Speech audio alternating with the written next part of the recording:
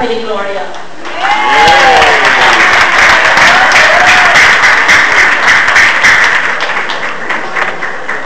Isang puso, isang diwa sa ating pagmamahal sa Panginoon. 40th anniversary. Good morning, sisters and brothers, beloved spiritual advisors, revered friends, and honored guests. First of all, let us give thanks to our loving God for gathering us all today to celebrate our FCC's 40th anniversary. Thank you for your presence, and we're so glad that you could all join us in this much-awaited and memorable occasion. Welcome!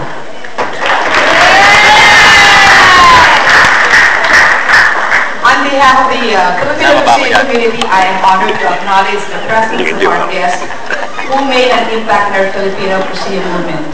When I call out their names, please hold off your applause until all of them have been acknowledged. Thank you. Father Joarong OMI. Father William Asuncion. Deacon Steve Bandik. Deacon Albert Dizon. Deacon Noel Tuason. Father Gerald Pedrera. Chaplain Randy Hillan, I'm sorry, of St. David's Episcopal Church. And I will acknowledge Father Jeffrey Baraan, and after I have acknowledged the Crucedia number 1 Rector and the Crucedia number 2 Rectora, Brother Benny Ruiz and Sister Revel Ruiz. Are they here? They're not here. Are you here? Please stand up. Sister Brother Benny Ruiz, are you here? Okay. How about Sister Revel Ruiz? Oh, they're not. Okay. Anyway, I'm going to call the past lay directors. And please stand up if you're here, brother. If you're here, please stand up, of course. Brother Adi Ritodo, Brother Al de la Cruz, Brother Vic Revecchio, Sister Merla Raimundo, Brother Johnny Camoso, Brother Oscar Tolentino, Sister Rose Santos, Brother Randy Clines, I know you are in here.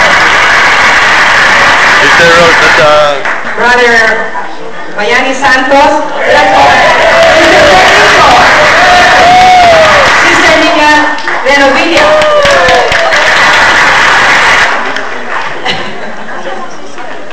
okay, and so and I'm your present lay director, but I would like to introduce to you the next lay director, effective July 1st, Brother Mario Camarongan.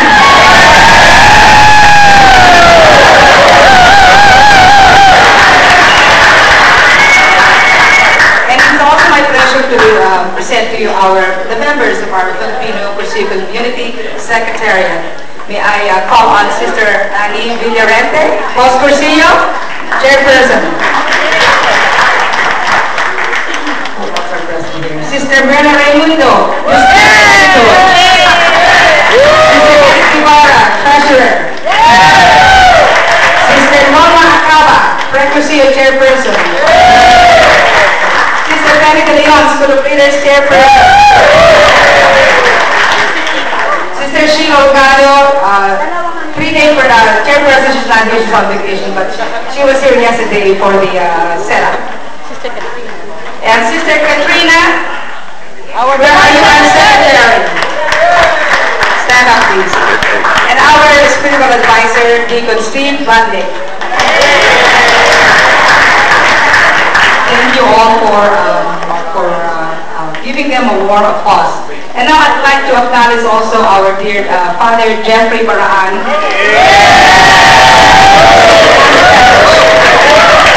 Thank you so much for accommodating us in your beautiful parish hall, Father Jeffrey. And I know that You are very dear to us. We have been trying to catch you to be a Cursilista, but you are such an elusive candidate.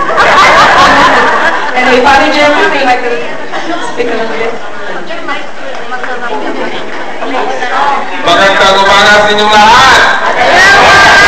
Amores! Ang daming amores. So, salamat po. You choose St. Anne's to celebrate your 40 years. 40 years of serving God at the community of the Diocese of Auckland. So, maraming salamat. Welcome to St. Anne's. Of course, you're most welcome here.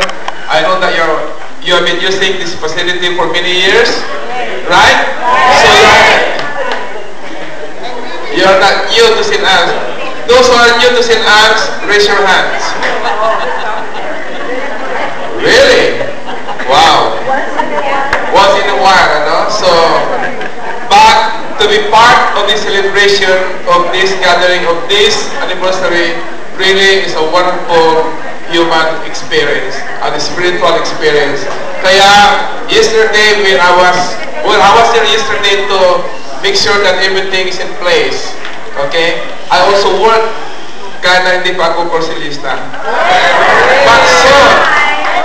But very soon, with the permission of Father Aro, I will be there with you on the weekend. But only I can walk away for 5 hours during the time. Is that okay? Sabi ni Father Aro, it's okay. I have to believe him. But again, in seriousness, it is so wonderful to see all of you here today to celebrate, to gather, and to give thanks to God for the 40 years of being a community, a Cursilista community. Thank you and welcome to St. Anne's.